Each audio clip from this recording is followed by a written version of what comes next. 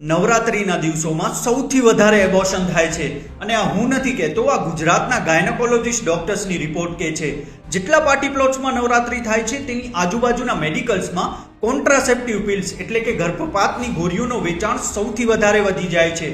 આ પણ હું મારા મનથી નથી કહેતો, પણ Gujarat state chemist and druggist association તથા ઘણી બધી ફાર્માસ્યુટિકલ કંપનીઝની રિપોર્ટ કહે છે નવરાત્રિના 1 મહિના પછી ગાયનેકોલોજીસ્ટના હોસ્પિટલ્સ 18 થી 25 વર્ષની છોકરીઓથી ભરેલા મળે છે ગર્ભપાત કરાવવા માટે. આ પાર્ટી પ્લોટ્સમાં માતાજીની નવરાત્રિ થતી જ નથી. આ કરોડોનો બિઝનેસ છે જે આપણી બેન દીકરીઓના જીવન પર કરવામાં આવે છે. અસલ નવરાત્રિ માત્ર આપણી શેરીમાં, સોસાયટીમાં અને કોલોનીમાં જ થાય છે. બાકી આ બધા ગરબા ક્લાસીસ ને પાર્ટી પ્લોટ્સમાં માતાજીના નામના બિઝનેસ થાય છે. હજી પણ સમય છે કે આપણે એકજૂટ થઈએ તો આ બધા જ પાર્ટી પ્લોટ્સની નવરાત્રિ બંધ કરાવી શકીએ છીએ.